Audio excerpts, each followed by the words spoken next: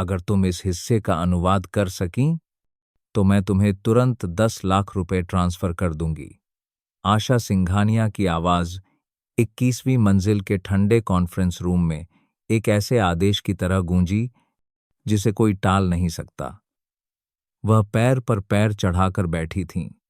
उनका हाथ एक महंगे विदेशी पेन पर टिका था, जिसकी कीमत एक ऑफिस कर्मचारी के महीने भर के वेतन के बराबर थी।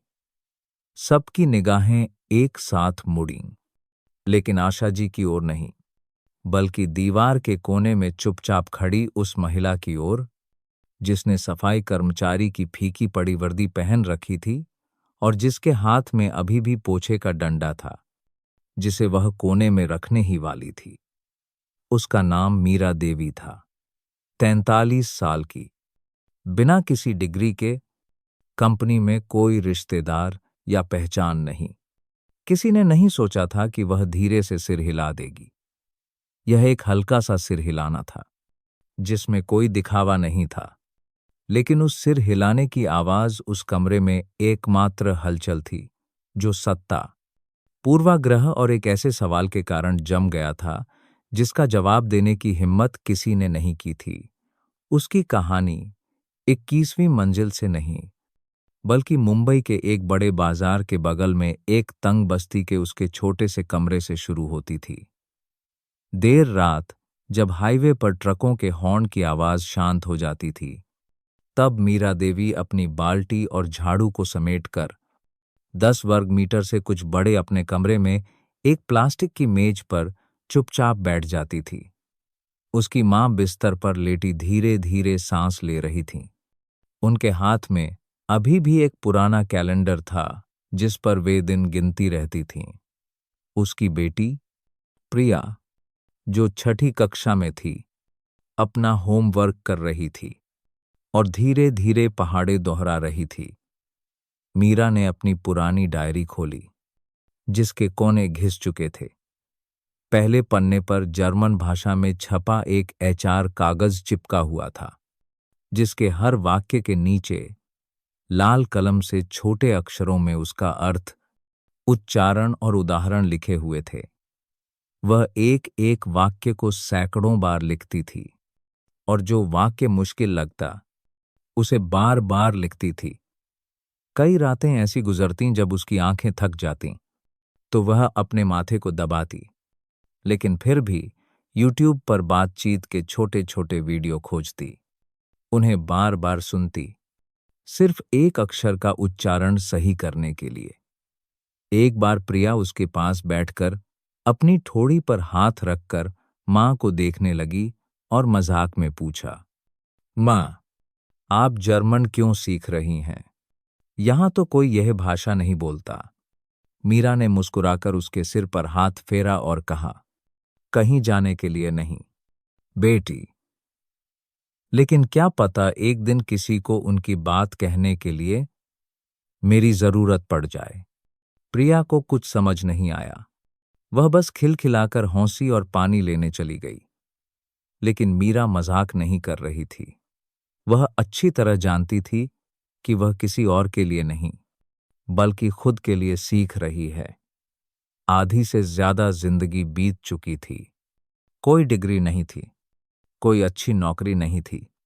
उसने बर्तन मांजने से लेकर बच्चे संभालने और खाना बेचने तक सब काम किया था, और पिछले 5 सालों से वह सफाई कर्मचारी की वर्दी पहन रही थी। लेकिन मीरा ने कभी खुद को कम नहीं समझा। उसे अब भी यकीन था कि अगर वह लगी रही तो कोई न कोई दरवाजा जरूर खुलेगा। दिन में मीरा सूर्या लॉजिस्टिक्स की इमारत की सभी मंजिलों पर फर्श साफ करती, कूड़ा फेंकती और टॉयलेट धोती थी, जिसे दक्षिण भारत का सबसे बड़ा अंतर्राष्ट्रीय लॉजिस्टिक्स का मुख्यालय माना जाता था। हर मंजिल से गुजरते हुए, हर बार कॉन्फ्रेंस रूम के दरवाजे के पास से पोछा लगाते हुए, वह चुपके से अंदर लगे स्क्रीन पर चल रही रणनीतियों, लॉजिस्टिक्स के चार्ट और उन अजीब शब्दों वाले बोर्डों पर एक नजर डाल लेती थी, जो दूसरों के लिए सिर दर्द थे, लेकिन उसके लिए एक खजाना थे। एक बार उसे रिसाइकलिंग बिन में किसी का छोड़ा हुआ एक दस्तावेज मिला। यह जर्मन भाषा में ट्रांस एशियन रेलवे लाइन के संचालन का विश्लेषण था। वह चुपके से उसे घर ले आई और एक एक लाइन का अनुवाद करने बैठ गई। 2 पन्ने पूरे करने में उसे लगभग 1 हफ्ता लग गया, लेकिन वह हारी नहीं, क्योंकि हर बार जब वह एक नया शब्द समझती तो ऐसा लगता जैसे किसी ने उसके दिमाग में एक बत्ती जला दी हो।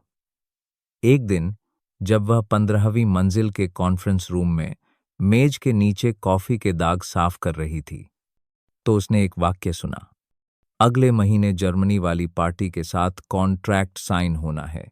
अगर अनुवादक ने गड़बड़ की तो सैकड़ों करोड़ का नुकसान होगा। उसने कुछ सेकंड के लिए अपना काम रोका और उन्हें वेस्ट्रांस जीएमबीएच के बारे में बात करते सुना, जो फ्रैंकफर्ट की एक बहुत बड़ी ट्रांसपोर्ट पार्टनर थी। वह घर गई, अपना पुराना कंप्यूटर खोला और पूरी रात रिसर्च की। वेस्ट्रांस अंतरराष्ट्रीय स्तर पर कंटेनर ट्रांसपोर्ट करती थी और बहुत संभव था कि वे जल्द ही भारत में घरेलू रेलवे लाइनों के संचालन में सहयोग करने वाले थे। मीरा ने तैयारी शुरू कर दी। उसने जर्मनी और भारत के बीच लॉजिस्टिक्स अनुबंधों से जुड़े सभी दस्तावेज डाउनलोड कर लिए। हर रात अपनी मां की देखभाल करने और प्रिया को पढ़ाने के बाद वह उस प्लास्टिक की मेज पर बैठ जाती। पीले रंग की कमजोर रोशनी कागज पर लिखे अनगिनत शब्दों पर पड़ती। मच्छर भगाने वाली अगरबत्ती की महक हवा में फैली होती। दूर से ट्रकों की आवाज आती और साथ में मीरा की आवाज, जो धीरे धीरे हर शब्द को दोहरा रही होती थी। जब दूसरे लोग गहरी नींद में सो रहे होते तो वह बवेरियन लहजे में उच्चारण करना सीख रही होती थी। जब लोग सुबह की कॉफी पीने जाते तो वह 2 तरफा छपे कागजों से नए तकनीकी शब्द अपनी डायरी में लिख रही होती थी।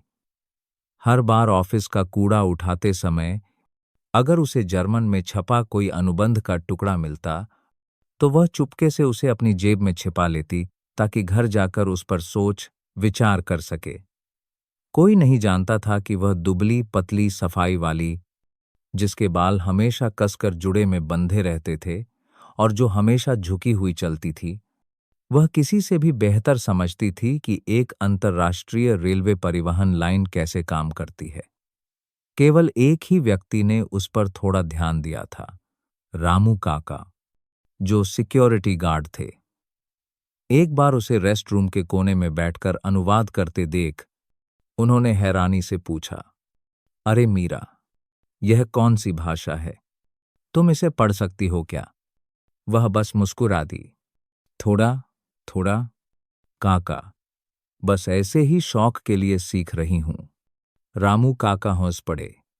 तुम्हारे शौक तो कॉलेज जाने वाले लड़कों से भी ज्यादा हैं।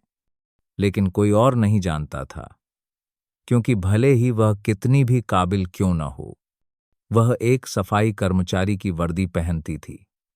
इस कंपनी में वर्ग का भेद बहुत कठोर था। गार्ड गार्ड था, सफाई वाला सफाई वाला, चाहे कितना भी काबिल हो, उसे 21वीं मंजिल पर जाने की इजाजत नहीं थी, जहां केवल वे लोग जा सकते थे जिनके पास पद था। मीटिंग में बैठने के लिए कुर्सी थी और बोलने का अधिकार था। इसलिए उस सुबह जब उसे 21वीं मंजिल की सफाई के लिए बुलाया गया, क्योंकि नियमित सफाई वाली लता के पेट में अचानक दर्द हो गया था, मीरा ने बस यही सोचा कि उसे फर्श साफ करना है, किसी के रास्ते में नहीं आना है और चले जाना है। उसे बिल्कुल नहीं पता था कि आज का दिन उसकी पूरी जिंदगी बदलने वाला है, और उसे यह भी नहीं पता था कि सही समय पर, सही जगह पर और सही व्यक्ति के सामने बोला गया एक सही वाक्य पूरे शक्तिशाली कमरे को सन्न कर सकता है। और यह कि उसका वह हल्का सा सिर हिलाना उस व्यवस्था पर पहला प्रहार था, जो कभी न बदलने वाली लगती थी। मार्च का महीना था। सूरज की तेज गर्मी सूर्या टॉवर के शीशों पर आग की तरह बरस रही थी, जिसे देश की रणनीतिक परिवहन व्यवस्था का मस्तिष्क कहा जाता था। बाहर कंटेनर ट्रक गोदाम के बाहर लंबी कतारों में लगे थे और उनके हॉर्न की आवाज पूरे दक्षिणी बंदरगाह मार्ग पर गूंज रही थी। और अंदर 21वीं मंजिल पर सत्ता का एक खेल चुपचाप शुरू होने वाला था। सूर्या ग्रुप, फ्रैंकफर्ट, जर्मनी में स्थित एक बहुराष्ट्रीय परिवहन समूह वेस्ट्रांस जीएमबीएच के साथ एक ऐतिहासिक संयुक्त उद्यम अनुबंध पर हस्ताक्षर करने वाला था। इस सौदे की कीमत 800 करोड़ रुपए से अधिक थी, लेकिन पैसे से ज्यादा महत्वपूर्ण प्रतिष्ठा थी। अगर यह सफल होता तो सूर्या ग्रुप यूरोपीय मॉडल पर उत्तर दक्षिण माल ढुलाई रेलवे लाइन संचालित करने वाली पहली भारतीय कंपनी बन जाती, और अगर यह विफल होता तो उन्हें मध्य भारत का अपना पूरा बाजार अपने प्रतिद्वंद्वी थिम्पथ लॉजिस्टिक्स को खोने का खतरा था, जो मौके की ताक में बैठा था। किसी को भी गलती करने की इजाजत नहीं थी। वेस्ट्रांस के साथ आधिकारिक बैठक सुबह 9:00 बजे 21वीं मंजिल के स्ट्रेटेजिक कॉन्फ्रेंस रूम में तय की गई थी, जहां केवल उच्च स्तरीय अधिकार कार्ड वाले लोग ही कदम रख सकते थे। मुख्य कर्मचारियों को एक दिन पहले ही बुला लिया गया था, जिसमें आशा सिंघानिया, सूर्या की चेयरपर्सन, श्री विक्रम सिंह, वित्त निदेशक, श्रीमती अंजलि, मानव संसाधन प्रमुख, और 2 अनुवादक शामिल थे, जिन्हें कड़ी जांच के बाद चुना गया था। सभी को बैठक से 30 मिनट पहले उपस्थित होने के लिए कहा गया था, ताकि सामग्री की समीक्षा की जा सके, प्रेजेंटेशन उपकरणों की जांच की जा सके और यह सुनिश्चित किया जा सके कि कोई गलती न हो। रिसेप्शनिस्ट को सतर्क रहने का निर्देश दिया गया था। तकनीशियनों को मशीन रूम में तैयार रहना था और विशेष रूप से सफाई विभाग को बैठक के समय दिखाई देने की अनुमति नहीं थी। लेकिन ठीक 7:45 पर 21वीं मंजिल की प्रभारी सफाई कर्मचारी लता दूसरी मंजिल के टॉयलेट में अचानक बेहोश हो गईं। उनका ब्लड प्रेशर अचानक गिर गया। शरीर में हल्के झटके आ रहे थे और चेहरा पीला पड़ गया था। लोग घबरा गए और गार्ड को बुलाया और तुरंत एम्बुलेंस आ गई। जब प्रशासनिक विभाग किसी और को उनकी जगह भेजने की जद्दोजहद कर रहा था, तो एक रिसेप्शनिस्ट ने अचानक कहा, मीरा दीदी को अस्थायी रूप से भेज देते हैं। 21वीं मंजिल का फर्श तो साफ है, बस उन्हें पानी के गिलास और नाश्ते की प्लेटें लगानी हैं। जल्दी हो जाएगा। शिफ्ट इंचार्ज ने सिर हिला दिया। किसी ने इस बारे में ज्यादा नहीं सोचा। और इस तरह मीरा, 40 साल से ज्यादा उम्र की वह दुबली पतली महिला, जिसके बाल पीछे कसकर बंधे थे और जो बेसमेंट में कूड़े की ट्रॉली धकेल रही थी, उसे इमारत की सबसे ऊंची मंजिल की सफाई के लिए बुलाया गया। यह एक छोटी सी बात लग रही थी, लेकिन यही उन सब चीजों की जड़ थी जो आगे होने वाली थीं। मीरा ने कोई खास प्रतिक्रिया नहीं दी, बस धीरे से सिर हिलाया, अस्थायी कार्ड लिया और चुपचाप विशेष लिफ्ट में चली गई।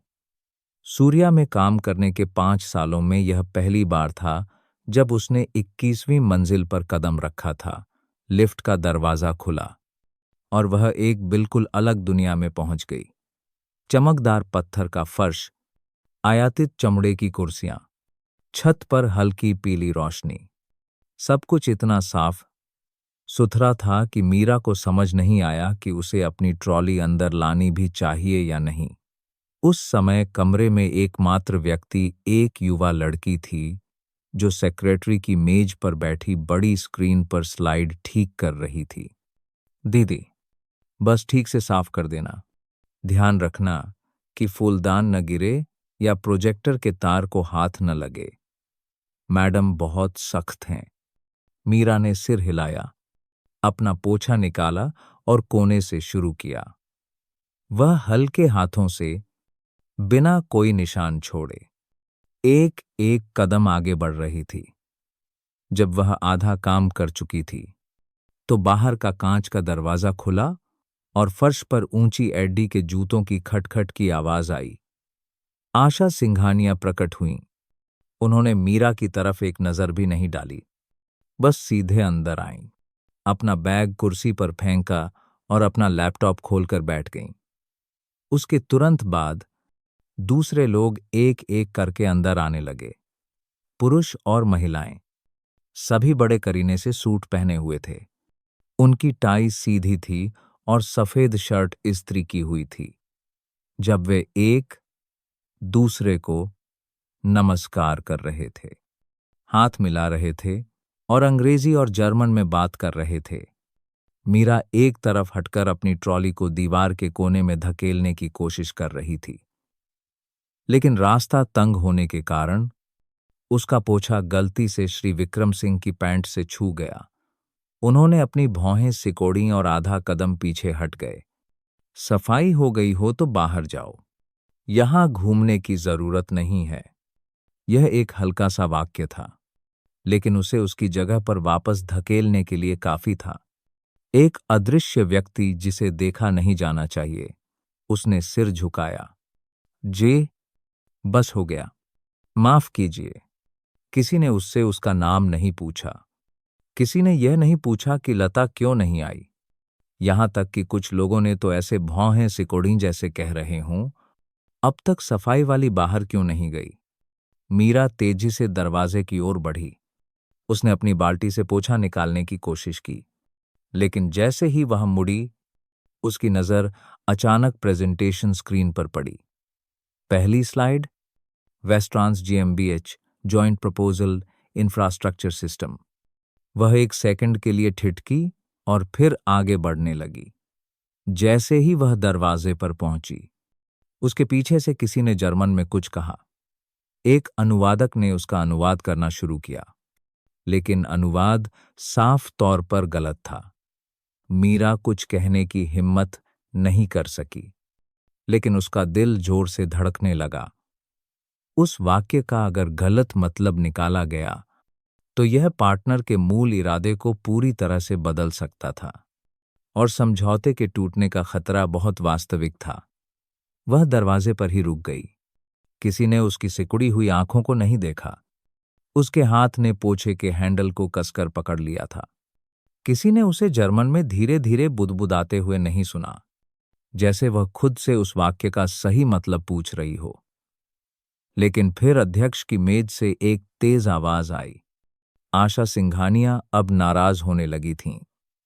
अगले अनुवादक ने भी खतरनाक माल के परिवहन से जुड़े एक गंभीर तकनीकी शब्द का गलत अनुवाद कर दिया। कमरे में तनाव बढ़ गया और ठीक उसी पल मीरा ने बवेरियन लहजे में एक साफ और सटीक जर्मन वाक्य कहा। किसी को अपने कानों पर विश्वास नहीं हुआ, लेकिन यह बोलने वाला न तो कोई अनुवादक था, न कोई सलाहकार, न कोई मैनेजर, बल्कि वह सफाई कर्मचारी थी जो दरवाजे पर खड़ी थी, जिसके हाथ में अभी भी पोछे का डंडा था, जिसे वह कोने में रखने वाली थी। और जो होना था वह होकर रहा। ठीक सुबह 9:00 बजे आधिकारिक बैठक शुरू हुई। छत की रोशनी धीमी हो गई, जिससे सारा ध्यान बैठक की मेज के सिरे पर लगी बड़ी स्क्रीन पर केंद्रित हो गया। 21वीं मंजिल के एयर कंडीशनर की ठंडक ने पूरे माहौल को जमा दिया था। जर्मन पार्टनर के प्रतिनिधि अपनी टाई ठीक करके बैठ गए। उन्होंने अपने पेन और नोटबुक निकालकर बड़े करीने से अपने सामने रख लिए। उनमें से बीच की कुर्सी पर बैठे व्यक्ति मिस्टर क्लाउस थे, जो वेस्ट्रांस जीएमबीएच के एशिया क्षेत्र के निदेशक थे। उनके दोनों ओर उनके सहायक, अनुवादक और एक वरिष्ठ तकनीकी सलाहकार बैठे थे। आशा सिंघानिया अध्यक्ष की कुर्सी पर बैठी थीं। उनकी तेज नजरें मेज के चारों ओर एक चक्कर लगाने के बाद धीरे से सिर हिलाने से पहले घूमी। यह मुख्य अनुवादक को अनुवाद शुरू करने का संकेत था।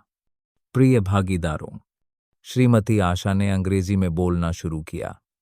सूर्या ग्रुप ने वित्तीय योजना तैयार कर ली है और यूरोपीय मानकों के अनुसार रेलवे लाइन के संचालन का प्रस्ताव रखा है। हम पारदर्शिता के लिए प्रतिबद्ध हैं और दीर्घकालिक साझेदारी के लिए तैयार हैं। मुख्य अनुवादक तरुण ने तुरंत इस वाक्य का जर्मन में अनुवाद किया। वह 30 साल से थोड़ा ही बड़ा था। उसके बाल जेल से सोमवारे हुए थे और उसने बिना फ्रेम का चश्मा पहना हुआ था। उसकी जर्मन धारा प्रवाह थी, लेकिन उसमें कुछ बनावटीपन था। मीरा अभी भी कमरे के कोने में चुपचाप खड़ी थी। उसने पोछे के डंडे को हल्के से पकड़ रखा था और उसकी आंखें स्क्रीन पर थीं। मिस्टर क्लाउस ने अपनी भौहें सिकोड़ी। उनके चेहरे पर भाव बहुत स्पष्ट नहीं थे, लेकिन वे अपनी झुंझलाहट छिपा नहीं सके। उन्होंने अपने बगल में बैठे सहायक से फुसफुसाकर कुछ कहा, सिर्फ एक वाक्य, लेकिन आशा जी का ध्यान खींचने के लिए काफी था। उन्होंने तरुण की ओर देखा और फिर धीरे से अपनी कलम मेज पर थपथपाई। कोई समस्या है क्या? उन्होंने पूछा। उनकी आवाज हल्की लेकिन ठंडी थी। मिस्टर क्लाउस के सहायक ने अंग्रेजी में जवाब दिया। अभी जो वाक्य कहा गया वह शायद सही नहीं था। विशेष रूप से वित्तीय पारदर्शिता की प्रतिबद्धता वाले हिस्से को आंतरिक वित्तीय जानकारी साझा करने पर विचार किया जा रहा है के रूप में समझ लिया गया। मतलब पूरी तरह बदल गया। अचानक सन्नाटा छा गया। तरुण का चेहरा पीला पड़ गया। माफ कीजिए, शायद मैंने सही शब्द नहीं चुने। आशा जी ने कुछ नहीं कहा, बस अपनी कलम अपने हाथ में घुमाती रहीं। उनकी आंखें अभी भी तरुण पर टिकी थीं। उनके चेहरे पर कोई भाव नहीं था, लेकिन कमरे में हर कोई समझ गया था, यहां गलती स्वीकार्य नहीं है। 1 मिनट का ब्रेक लेते हैं। उनकी आवाज सपाट थी। तरुण सिर झुकाकर पीछे हट गया। बैकअप अनुवादक हिना को तुरंत बुलाया गया। वह आत्मविश्वास से भरे चेहरे और हाथ में दस्तावेजों का एक बंडल लेकर अंदर आई। बैठते ही उसने जर्मन में प्रस्तुति जारी रखी, लेकिन कुछ ही वाक्यों के बाद एक और गलती हो गई। प्रस्तुति का हिस्सा परिवहन में खतरनाक माल के बारे में था। एक संवेदनशील विषय जो कानूनी मुद्दों से जुड़ा था, उसे हिना ने अघोषित तस्करी का माल के रूप में गलत अनुवाद कर दिया। मिस्टर क्लाउस ने अचानक अपनी कलम मेज पर रख दी। उनकी आंखें थोड़ी चौड़ी हो गईं। उनके बगल में बैठे तकनीकी सलाहकार ने अपने सहयोगी से काफी ऊंची आवाज में कुछ कहा। जर्मन प्रतिनिधिमंडल में से एक ने अपना हेडफोन उतार दिया। आशा सिंघानिया ने एक गहरी सांस ली। उनकी आंखें गहरी हो गईं। मेज पर रखा उनका हाथ पीछे हट गया और उंगलियां आपस में फांस गईं। उनकी उंगलियां दूसरी हथेली पर एक लय में थपथपा रही थीं। यह तूफान आने से पहले का एकमात्र संकेत था। किसी ने कुछ नहीं कहा। किसी की हिम्मत नहीं हुई।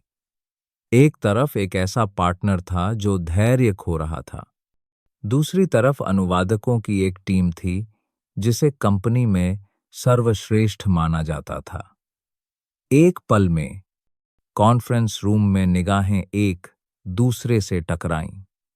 कुछ लोगों ने एक दूसरे को जांचती नजरों से देखना शुरू किया और चुपचाप सिर हिलाया। सामने रखे दस्तावेजों को अब कोई नहीं पढ़ रहा था। माहौल इतना तनावपूर्ण हो गया था कि जैसे कभी भी फट सकता है। इस बीच कमरे के कोने में मीरा देवी अभी भी खड़ी थी। उसका नाम बैठक में शामिल होने वालों की सूची में नहीं था। किसी को परवाह नहीं थी कि वह कौन है। किसी ने उसकी तरफ देखने की जहमत नहीं उठाई, लेकिन मीरा की आंखें बड़ी बड़ी खुली हुई थीं और वह स्क्रीन पर ध्यान से देख रही थी और अनुवाद की हर लय को सुन रही थी।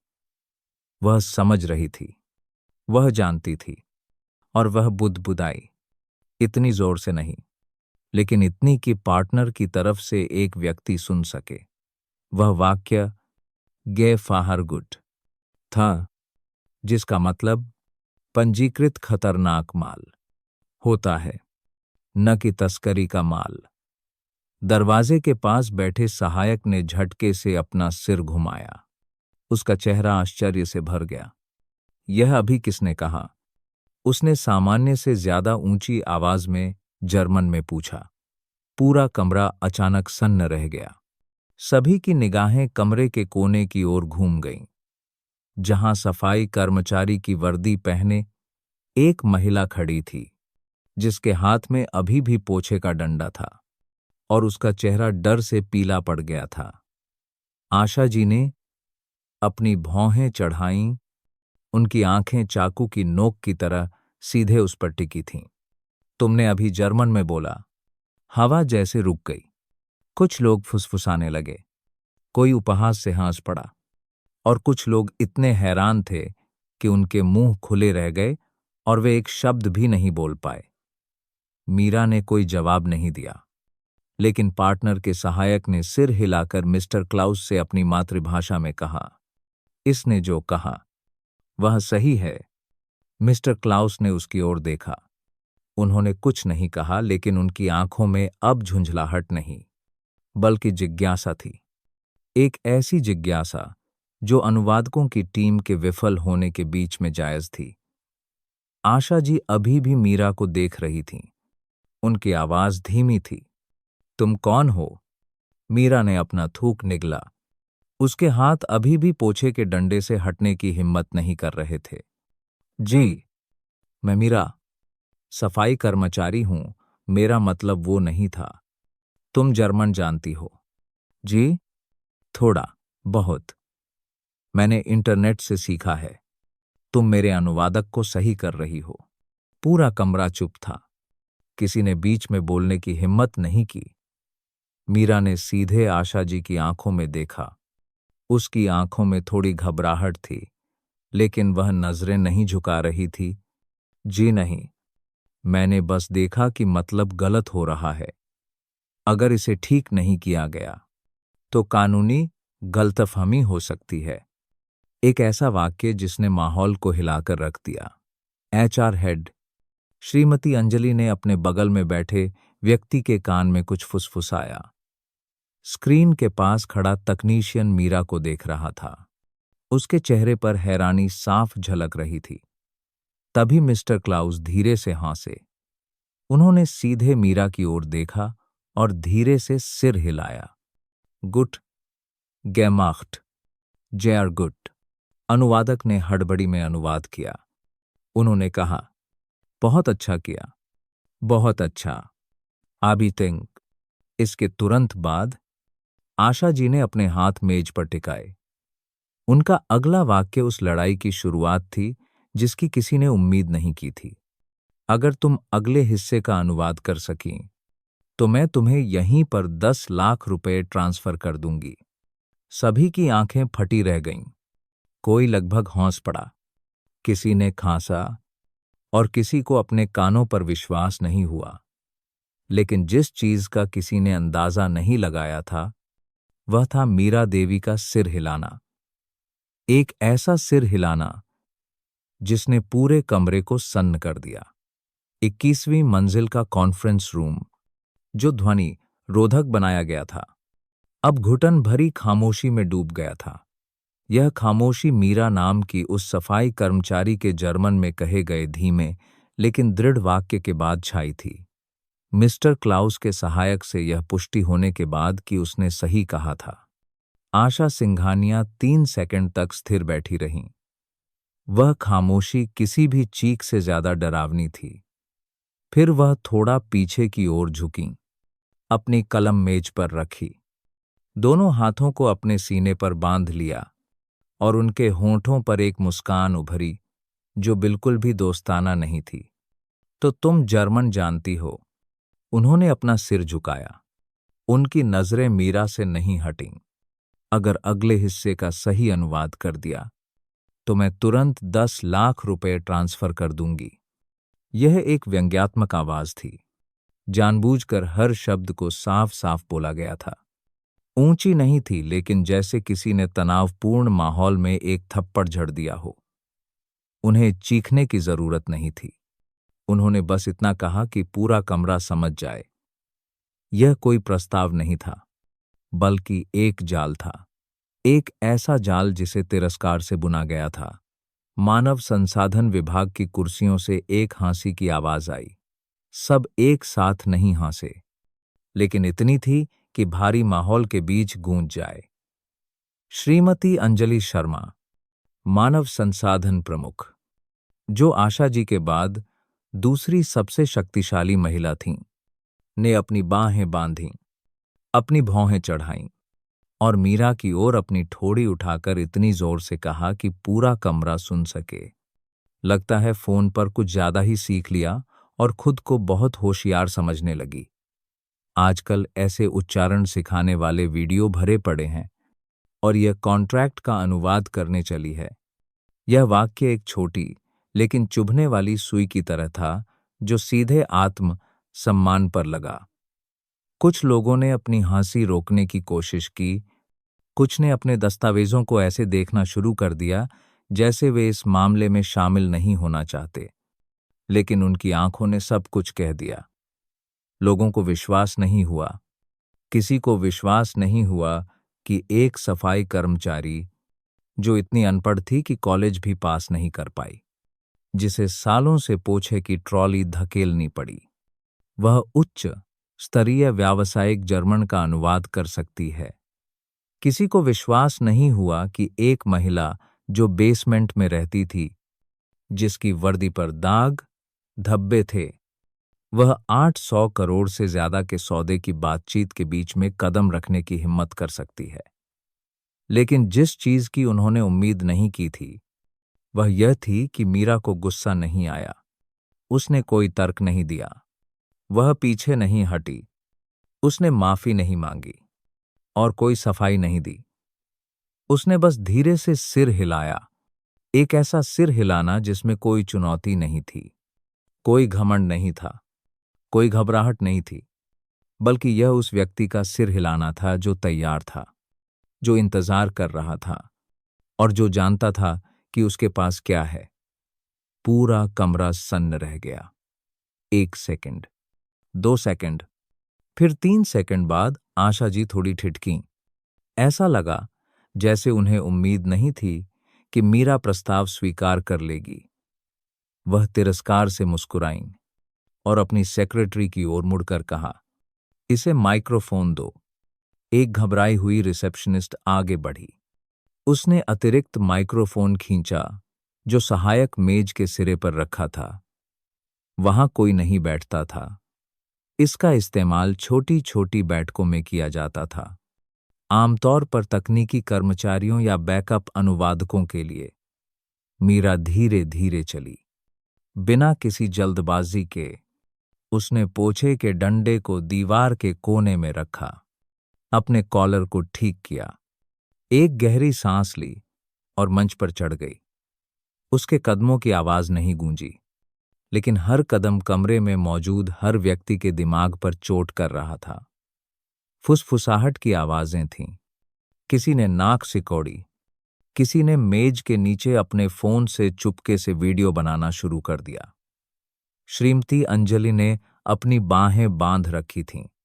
उनके होंठ हल्के से मुड़े हुए थे। उनकी नजरें ऐसी थीं जैसे वह बैठक के एक हास्य कार्यक्रम का इंतजार कर रही हों।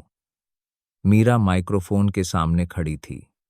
उसके हाथ हल्के से कांप रहे थे, डर के कारण नहीं, बल्कि इसलिए कि वह जानती थी कि वह एक सीमा में प्रवेश कर रही है। अगर वह गलत हुई तो वह मजाक का पात्र बन जाएगी।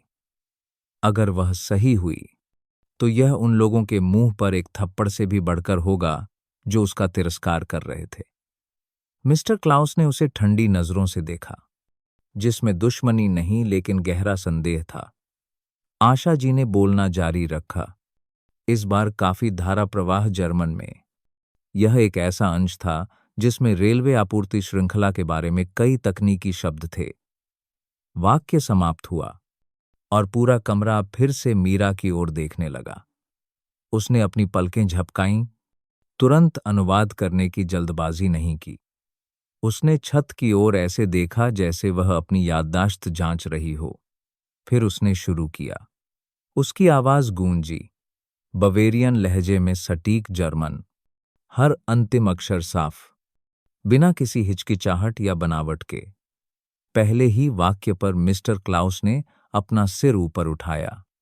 दूसरे वाक्य पर तकनीकी सलाहकार ने अपनी कलम नीचे रख दी। तीसरे वाक्य पर सहायक ने अपनी भौहें सिकोड़ी और फिर बिना पलक झपकाए मीरा को देखने लगा। पूरा कमरा जैसे एक अलग ही कक्षा में खिंच गया था। मीरा न केवल शब्दशः अनुवाद कर रही थी, बल्कि वह आशा जी के भावों को भी सही ढंग से व्यक्त कर रही थी। उनके जोर देने के तरीके, उनकी दृढ़ता और यहां तक कि बातचीत के लहजे को भी। उसने बिल्कुल सही तकनीकी शब्दों का इस्तेमाल किया। बनस्पोर्ट खाटे, गेफारगुट, श्नेल, लागरकोस्टेन, फेराइन बारूंग। वह सही समय पर रुकी, वाक्य के अंत में समान रूप से सांस ली और अपना चेहरा ऊपर उठाया। मेज के दूसरी तरफ मिस्टर क्लाउस ने धीरे से सिर हिलाया। बैठक की शुरुआत से पहली बार उन्होंने अपने सहायक से फुसफुसाकर कुछ कहा। उसने एक संक्षिप्त वाक्य में जवाब दिया, जेयर गुट। कुछ लोग आगे की ओर झुक गए, कुछ अपनी कुर्सियों से उठ खड़े हुए। कमरे में किसी ने खांसने या हिलने की हिम्मत नहीं की। मीरा, वह सफाई कर्मचारी जो अक्सर चुपचाप भूतल पर फर्श साफ करती थी, अब 21वीं मंजिल की बैठक की मेज के बीच में खड़ी थी और एक भाषा विशेषज्ञ की तरह जर्मन का अनुवाद कर रही थी। एक व्यक्ति ने कई बार अपनी पलकें झपकाईं, जैसे उसे अपने कानों पर विश्वास न हो, और आशा सिंघानिया अभी भी शांत बैठी थीं। उनकी आंखों में अब उपहास नहीं था और न ही पूरी तरह से प्रशंसा। वह मूल्यांकन कर रही थीं, जैसे यह तय कर रही हों कि यह एक जंगली घोड़ा है या उस पूरी व्यवस्था के लिए खतरा है जिसे उन्होंने बड़ी मेहनत से नियंत्रित किया था। उन्होंने कुछ नहीं कहा, लेकिन श्रीमती अंजलि अब अपना संयम नहीं रख सकीं। उन्होंने मानव संसाधन सहायक की ओर मुड़कर अपनी आवाज धीमी की, लेकिन इतनी कि सुना जा सके।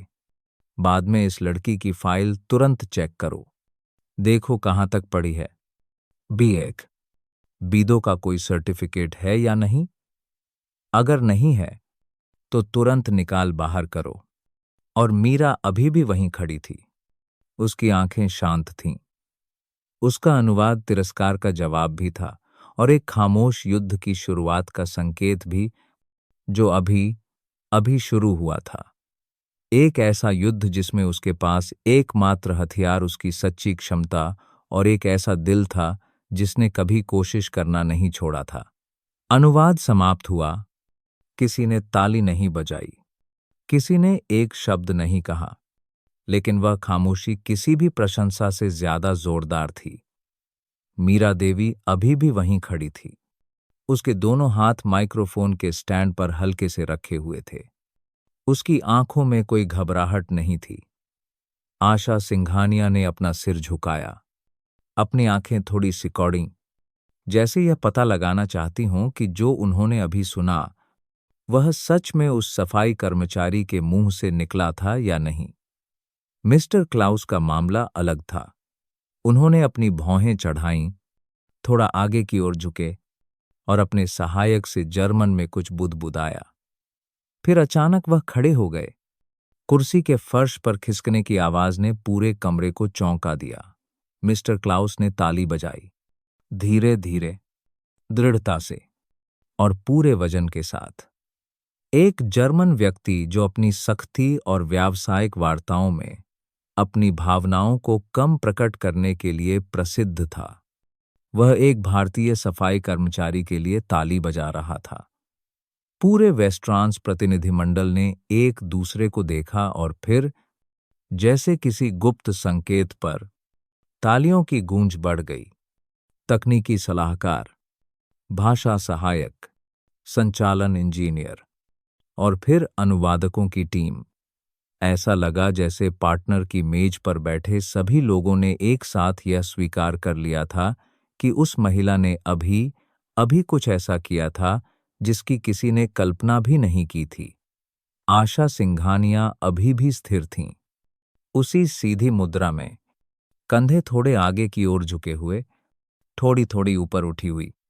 एक ऐसी मुद्रा जिसका इस्तेमाल वह अक्सर अपने प्रतिद्वंद्वी पर हावी होने के लिए करती थीं। लेकिन इस बार उन्होंने कुछ नहीं कहा, बस उनकी आंखों का रंग बदलने लगा था। घमंड से सावधानी में, तिरस्कार से मूल्यांकन में। और मीरा, उसने धन्यवाद नहीं कहा, न मुस्कुराई और न ही आंसू बहाए। इसके बजाय उसने अपना पुराना, समय के साथ फीका पड़ चुका काले रंग का कपड़े का बैग खोला, जिसे वह हमेशा अपनी ड्यूटी के दौरान साथ रखती थी। उसने उसमें से कागजों का एक बंडल निकाला और उसे सावधानी से मेज पर रखा।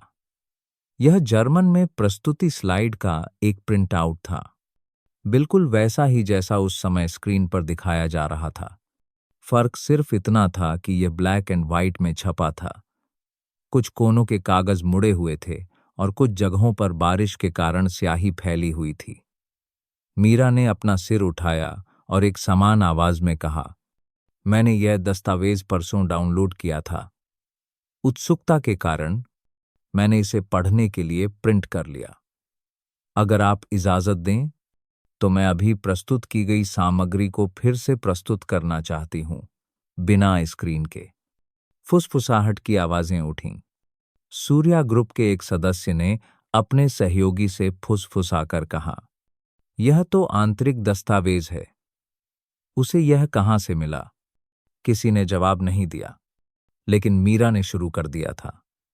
उसने माइक्रोफोन का इस्तेमाल नहीं किया, बस एक एक पन्ना पलटती गई, धुंधले छपे चार्ट की ओर इशारा किया और जर्मन में बोलने लगी। उसने एक एक विषय प्रस्तुत किया। उत्तर, दक्षिण मार्ग पर माल का प्रवाह, तिमाही के अनुसार लॉजिस्टिक्स की लागत, अस्थायी गोदाम प्रणाली का वितरण, ज्वलनशील माल के परिवहन में जोखिम सूचकांक।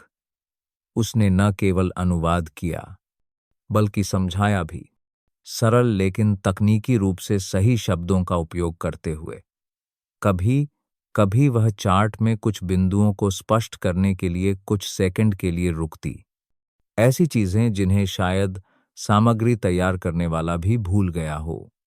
चौथे बिंदु में, चार्ट से पता चलता है कि एक विशेष दर्रे से गुजरने वाले मार्ग पर दुर्घटना दर दूसरे मार्गों की तुलना में अधिक है।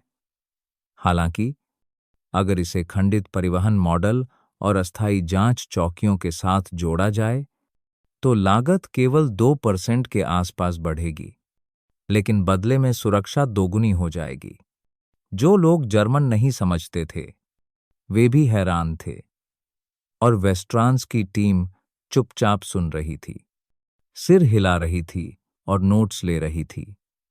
मीरा इस तरह से प्रस्तुत कर रही थी जैसे उसने इस उद्योग में दशकों तक काम किया हो, जैसे हर रात वह डेटा, चार्ट, लागत और भारत के नक्शे पर फैली रेलवे लाइनों की दुनिया में जीती हो।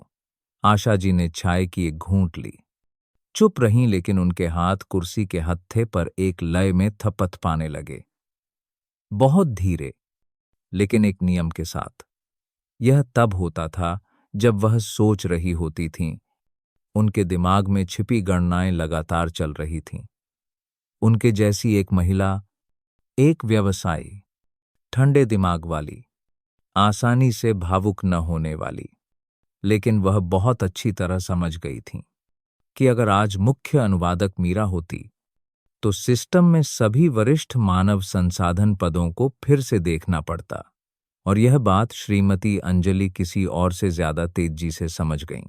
मानव संसाधन प्रमुख अंजलि शर्मा अब अपनी बाहें बांधकर नहीं बैठी थीं। वह नीचे झुकीं, अपने बैग से अपना फोन निकाला, आंतरिक मैसेजिंग ऐप खोला और तेजी से टाइप किया। सफाई विभाग से मीरा देवी नाम की अस्थायी कर्मचारी की फाइल की जांच करो। कहाँ तक पढ़ी है? कौन सी डिग्री है? कोई भाषा प्रमाण पत्र है? जल्द से जल्द बताओ। संदेश भेजे हुए 2 मिनट भी नहीं हुए थे कि दूसरी तरफ से जवाब आया। फाइल बहुत अधूरी है। शिक्षा 12वीं पास। कोई जर्मन डिग्री नहीं। कोई आंतरिक प्रमाण पत्र नहीं। कभी भी किसी पदोन्नति कार्यक्रम के लिए पंजीकरण नहीं किया। श्रीमती अंजलि की आंखें चमक उठीं। उन्होंने अपने होंठ भींचकर एक हल्की मुस्कान दी। एक कमी, एक दरार, एक घातक कमजोरी, क्योंकि समूह की भर्ती नीति के अनुसार बिना डिग्री या बिना परीक्षा पास किए किसी भी व्यक्ति को किसी भी अंतर्राष्ट्रीय वार्ता पद पर नियुक्त करने की अनुमति नहीं थी। क्षमता मायने नहीं रखती थी, कागज मायने रखते थे। श्रीमती अंजलि ने धीरे धीरे अपनी नोटबुक निकाली और कुछ लाइनें लिखना शुरू कर दिया। मीरा अपनी प्रस्तुति जारी रखे हुए थी और उसका हर वाक्य उस पुरानी व्यवस्था के नकाब में एक सुई की तरह चुभ रहा था जो कांप रही थी। कॉन्फ्रेंस रूम में कुछ लोग धीरे धीरे बातें कर रहे थे। क्या यह सच में एक सफाई कर्मचारी है? यकीन नहीं होता। जरूर इसके पीछे किसी का हाथ होगा। कोई खुद से इतना अच्छा नहीं सीख सकता, या शायद वह पहले एक शिक्षिका थी और यह बात छिपा रही थी। नहीं, यह यहां काफी समय से काम कर रही है। हमेशा कूड़े की ट्रॉली धकेलते और सीढ़ियां साफ करते ही देखा है। फुसफुसाहट, आधी, अधूरी, जैसे शांत झील की सतह पर लहरें फैल रही हों। लेकिन मीरा ने ध्यान नहीं दिया। वह जानती थी कि यह सब हर रात की नींद खोने, हर पन्ने को हाथ से लिखने, हर बार एक वीडियो को फिर से देखने का परिणाम था। सिर्फ एक शब्द का उच्चारण सही करने के लिए। यह दृढ़ता का परिणाम था, कोई जादू नहीं। और इसीलिए वह विचलित नहीं हुई। वह जानती थी कि असली तूफान अभी शुरू नहीं हुआ है। तालियां अंत नहीं थीं, बल्कि एक गुप्त युद्ध के लिए बिगुल की आवाज थी, जो उस पल शुरू हुआ जब उसने माइक्रोफोन पर कदम रखा और अब धीरे धीरे उन मानव संसाधन फाइलों की तह तक फैल रहा था, जिनकी हर पंक्ति को श्रीमती अंजलि पलट रही थीं। सफाई कर्मचारी मीरा देवी के 21वीं मंजिल के रणनीतिक कॉन्फ्रेंस रूम में धारा प्रवाह जर्मन में अनुवाद करने की खबर सभी विभागों में जंगल की आग की तरह फैल गई।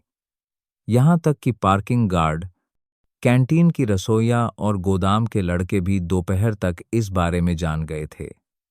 एक व्यक्ति जो कभी चुपचाप फर्श साफ करता था, जिसे समय पर फर्श न सुखाने के लिए डांट पड़ती थी, अब उसने समूह के पूरे शीर्ष प्रबंधन को चुपचाप सुनने पर मजबूर कर दिया था।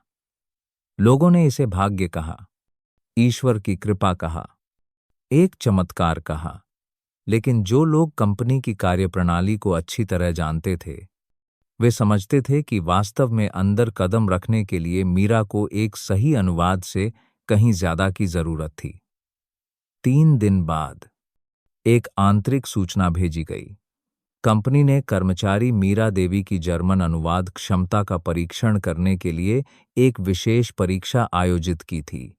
यदि वह आवश्यकताओं को पूरा करती है, तो उसे अंतर्राष्ट्रीय प्रभाग के तहत जर्मन लॉजिस्टिक्स विभाग में परिवीक्षा पर रखने पर विचार किया जाएगा।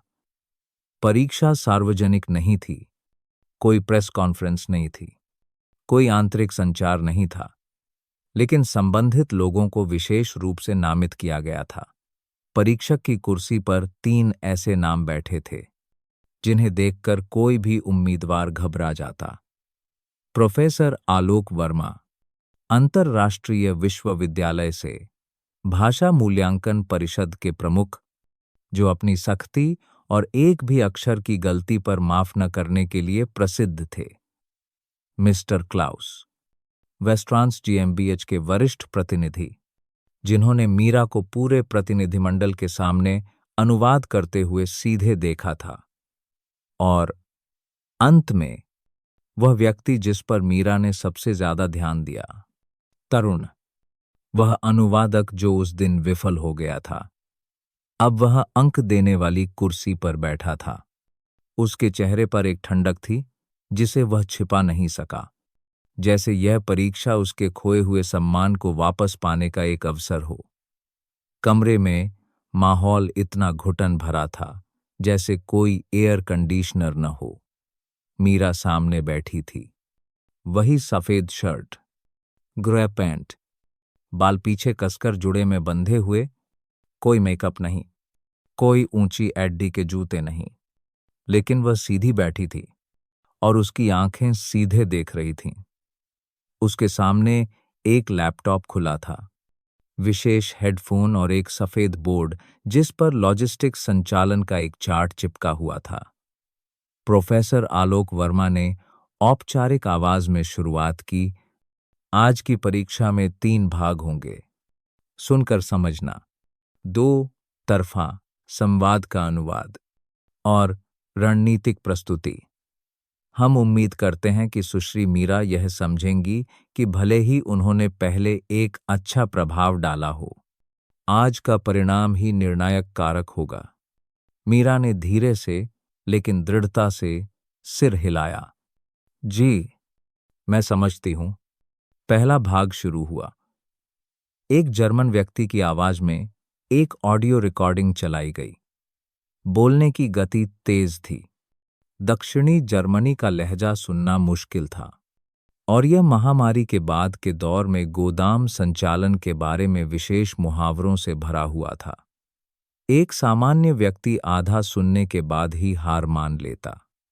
मीरा ने अपनी आंखें बंद कर लीं और ध्यान से सुना। जब रिकॉर्डिंग समाप्त हुई तो उसने अपनी आंखें खोलीं और पूरी सामग्री का हिंदी में अनुवाद करना शुरू कर दिया, बिना कागज देखे, बिना बीच में रुके। उसके वाक्य सटीक थे, जोर देने वाले बिंदुओं के साथ और मूल भाषण की भावना को बनाए रखते हुए, विशेष रूप से उस हिस्से में जहां परिचालन टीम के पुनर्गठन की बात हो रही थी। मीरा ने कर्मचारियों की छौंटनी शब्द का उपयोग नहीं किया, बल्कि इसे प्रतिरोध करने के बजाय अनुकूलन के लिए संसाधनों का लचीला आवंटन के रूप में समायोजित किया। प्रोफेसर वर्मा ने धीरे से अपनी भौहें चढ़ाईं। मिस्टर क्लाउस ने अपने सहायक की ओर देखकर धीरे से सिर हिलाया। दूसरा भाग। 2 तरफा अनुवाद। एक काल्पनिक स्थिति दी गई। मिस्टर क्लाउस ने परिचालन लागत पर बातचीत करने वाले जर्मन प्रतिनिधि की भूमिका निभाई। सूर्या ग्रुप के प्रतिनिधि की भूमिका निभाने वाली कोई और नहीं बल्कि श्रीमती अंजलि शर्मा थीं। कमरे का माहौल अचानक बदल गया। श्रीमती अंजलि ने दस्तावेजों का बंडल मेज पर रखा और एक हल्की लेकिन तीखी आवाज में शुरुआत की। हम आपके गोदाम प्रणाली की बहुत सराहना करते हैं, लेकिन शुरुआती कार्यान्वयन लागत हमारे अनुमानित बजट से ज्यादा है। हमारी तरफ से कम 20% की कमी का प्रस्ताव है। मीरा मिस्टर क्लाउस की ओर मुड़ी, बिना कुछ जोड़े या घटाए, उसी औपचारिक लहजे को बनाए रखते हुए अनुवाद किया। मिस्टर क्लाउस ने जवाब दिया, अगर लागत समायोजित की जाती है तो हमें कम से कम 3 साल का अनुबंध चाहिए होगा। मीरा ने श्रीमती अंजलि की ओर सहजता से वापस अनुवाद किया। बातचीत 5 और दौर तक जारी रही और फिर श्रीमती अंजलि ने जाल बिछाना शुरू कर दिया। यदि लागत समायोजित नहीं की जाती है तो हमें सहायक भागीदारों की शाखाओं सहित पूरे सहयोग ढांचे पर फिर से विचार करना पड़ सकता है। यह एक सामान्य वाक्य था, लेकिन अगर इसके लहजे का गलत अनुवाद किया गया तो जर्मन पक्ष इसे अनुबंध तोड़ने की धमकी समझ सकता था, जो बेहद खतरनाक था। मीरा ने एक सेकंड सोचा और फिर इसे समायोजित किया। लागत के स्तर को बनाए रखने की स्थिति में हमें सहायक सहयोग शाखाओं का पुनर्गठन करने के लिए मजबूर होना पड़ेगा, जिसमें मध्यस्थ विकल्पों की समीक्षा भी शामिल है। मिस्टर क्लाउस ने सिर हिलाया। प्रोफेसर वर्मा धीरे से मुस्कुराए। सत्र की शुरुआत से पहली मुस्कान। अंतिम भाग। रणनीतिक प्रस्तुति। प्रोफेसर वर्मा ने विषय दिया, मध्य रेलवे लाइन वितरण प्रणाली को लागू करते समय जोखिम का पूर्वानुमान। बिना सोचे मीरा उठी, सफेद बोर्ड की ओर बढ़ी और बंदरगाह, घरेलू रेलवे, कंटेनर स्थानांतरण से अस्थायी अस्थायी गोदामों और अल्पकालिक भंडारण तक की आपूर्ति श्रृंखला वितरण का एक चित्र बनाने के लिए एक पेन का इस्तेमाल किया। उसने जर्मन में प्रस्तुत किया, बिना स्क्रीन, बिना रफ कागज और बिना अनुवाद की जरूरत के। उसने हब एंड स्पोक मॉडल प्रस्तुत किया, एक अवधारणा जो केवल जर्मनी के गहन विशेष दस्तावेजों में पाई जाती है। उसने भू भाग, जलवायु, मार्ग रखरखाव की लागत के जोखिमों का विश्लेषण किया और एक निश्चित मार्ग के बजाय मौसम के अनुसार माल के समन्वय का एक तरीका सुझाया। हर बार जब उसने एक उदाहरण दिया तो मिस्टर क्लाउस ने नोट्स लिए। हर बार जब उसने आंकड़े बताए तो प्रोफेसर वर्मा ने सिर हिलाया। और जब मीरा ने अपना अंतिम वाक्य कहा, अनुकूलन मार्ग काटने में नहीं है, बल्कि प्रत्येक माल अवशोषण बिंदु के केंद्र को पुनर्गठित करने के तरीके में है। पूरा कमरा लगभग 10 सेकंड तक चुप रहा। फिर मिस्टर क्लाउस खड़े हुए और अपना हाथ आगे बढ़ाया। मैंने कभी किसी ऐसे व्यक्ति को नहीं देखा जिसके पास कोई डिग्री न हो, कोई औपचारिक स्कूली शिक्षा न हो, लेकिन फिर भी परिवहन उद्योग की वास्तविकता पर इतनी मजबूत पकड़ हो। प्रोफेसर वर्मा ने मूल्यांकन के ढेर में अंतिम पृष्ठ पलटा और हस्ताक्षर किए। आप पास हैं। दोबारा परीक्षा की जरूरत नहीं। यह सिर्फ भाषा जानने वाला व्यक्ति नहीं है, यह एक ऐसा व्यक्ति है जो पेशे को समझता है। मीरा ने सिर झुकाया। उसकी आंखें नम हो गईं।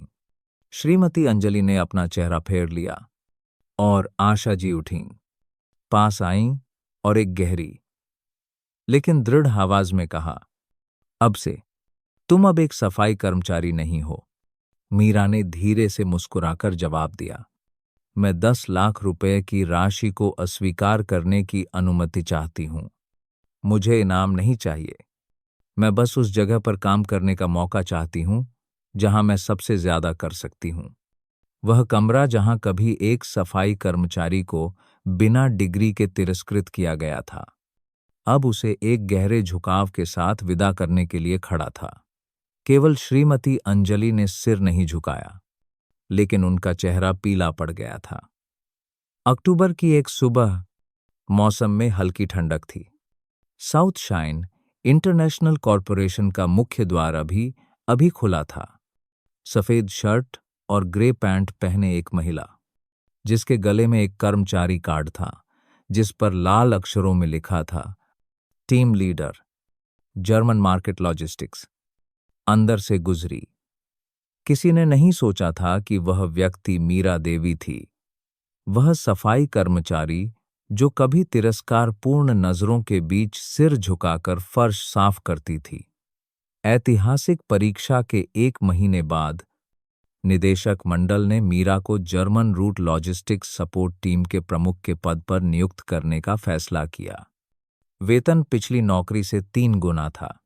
सभी अंतर्राष्ट्रीय अनुबंध डेटा तक पहुंच का अधिकार था और विशेष रूप से निम्न स्तरीय कर्मचारियों के लिए आंतरिक प्रशिक्षण कार्यक्रम प्रस्तावित करने का अधिकार था। फिर भी जब कंपनी ने पिछले वादे के अनुसार 10 लाख रुपए ट्रांसफर किए, तो मीरा ने एक भी पैसा अपने पास नहीं रखा। वह सीधे नए मानव संसाधन निदेशक के कमरे में गई, लिफाफा मेज पर रखा और कहा, मैं यह पूरी राशि आंतरिक छात्रवृत्ति कोष में जमा करने की अनुमति चाहती हूं और मैं उन मजदूर भाइयों और बहनों के लिए एक मुफ्त जर्मन भाषा की कक्षा शुरू करने का प्रस्ताव रखती हूं जो कभी मेरी तरह थे। शुरुआत में कई लोगों ने सोचा कि वह नाटक कर रही है, कि वह प्रबंधन के सामने दिखावा करना चाहती है, लेकिन कुछ दिनों बाद जब भूतल का वह गोदाम जो पहले रद्दी कागज रखने के लिए इस्तेमाल होता था, उसे साफ किया गया, फिर से रंगा गया और उसमें सफेद बोर्ड और मेज, कुर्सियां लगाई गईं। तो वे फुसफुसाने लगे। नए सफेद बोर्ड पर लाल मार्कर से बड़े करीने से हाथ से लिखे शब्द दिखाई दिए। उन लोगों के लिए जर्मन कक्षा जिन्हें कम आंका गया। हर सोमवार और शुक्रवार शाम ठीक 5 बजे उस कमरे में रोशनी जल उठती थी। छात्र थे, गार्ड जिसका नाम दिनेश था, रसोइया बहन जिसका नाम सुधा था, गोदाम में काम करने वाले किशोर चाचा और शीशे साफ करने वाली युवा लड़की जिसका नाम हुंग था। वे बड़े करीने से बैठते थे, अपनी शिक्षिका मीरा के साथ एक एक शब्द का उच्चारण करते थे।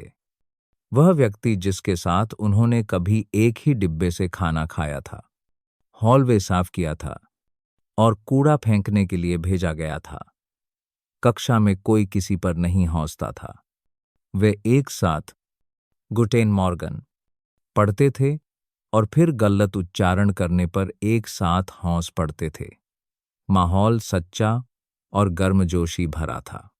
मीरा कभी अपनी आवाज ऊंची नहीं करती थी। वह एक बड़ी बहन की तरह धैर्यवान थी, क्योंकि वह समझती थी, हीन भावना के साथ सीखना सबसे मुश्किल काम होता है। एक दिन जब कक्षा समाप्त हुई तो किशोर चाचा रुके। उनके हाथ में एक पुरानी नोटबुक थी और उन्होंने धीरे से कहा, मीरा, मुझे अब विश्वास हो गया है, जरूरी नहीं कि जो गरीब पैदा हुआ हो उसे अपमान में ही जीना पड़े। इस वाक्य ने मीरा को लंबे समय तक चुप करा दिया। फिर उसने सिर हिलाया। इसीलिए हम सब सीख रहे हैं, ताकि भविष्य में किसी को भी हमें कम समझने का अधिकार न हो। एक और कोने में पुरानी मानव संसाधन प्रमुख श्रीमती अंजलि शर्मा ने चुपचाप नौकरी छोड़ दी थी। भर्ती नियमों के उल्लंघन का उनका रिकॉर्ड, जिसे मीरा ने नजरअंदाज कर दिया था, क्योंकि वह बात को बढ़ाना नहीं चाहती थी, अंततः आंतरिक जांच समिति द्वारा खोज लिया गया था। किसी ने कुछ नहीं कहा और न ही कोई अनुशासनात्मक बैठक हुई, लेकिन कंपनी में हर कोई समझ गया था, एक पुराना युग समाप्त हो गया था। उस घटना ने एक नई प्रवृत्ति की भी शुरुआत की। हर महीने कंपनी एक करियर साझाकरण सत्र आयोजित करती थी, ताकि बिना डिग्री वाले कर्मचारियों को नए कौशल तक पहुंच मिल सके। मीरा इसकी अगुवाई करती थी, लेकिन कभी भी इसका श्रेय खुद नहीं लेती थी। वह बस कहती थी, मैं चुपचाप फर्श साफ करती थी। आज मैं चाहती हूं कि मेरे जैसे लोगों को बोलने, सीखने और सम्मान पाने का मौका मिले। यह सबक दूर दूर तक फैल गया। मीडिया ने इसकी व्यापक रिपोर्टिंग नहीं की, लेकिन कंपनी का हर निम्न स्तरीय कर्मचारी एक सफाई कर्मचारी के बारे में फुसफुसाकर बताता था, जिसे एक बार हॉल के बीच में डांटा गया था। एक ऐसे अनुवाद के बारे में जिसने कॉन्फ्रेंस रूम को सन्न कर दिया था, और एक ऐसी लड़की के बारे में जिसने सिर्फ एक कक्षा खोलने के लिए पैसे लेने से इनकार कर दिया था। शाम की कक्षा की मंद रोशनी के नीचे एक पूर्व गार्ड, जो अब एक छात्र की कुर्सी पर बैठा था, फुसफुसाया, मीरा दीदी, भविष्य में अगर कोई मुझसे पूछेगा कि मैंने जर्मन किससे सीखी, तो मैं कहूंगा, एक ऐसे व्यक्ति से जिसे हर कोई कभी तिरस्कृत करता था। प्यारे दोस्त, अगर आपको कभी सिर्फ आपके पहने हुए कपड़ों या आपके पद के कारण कम आंका गया है, तो याद रखें कि आपके अलावा किसी को भी आपकी कीमत तय करने का अधिकार नहीं है। अगर आप मानते हैं कि हर कोई आगे बढ़ने का एक मौका पाने का हकदार है, तो इस कहानी को साझा करने में संकोच न करें और जीवन का पहिया चैनल का समर्थन करें, जहां छोटी छोटी लगने वाली कहानियां सबसे बड़ी आत्माओं को भी हिला सकती हैं।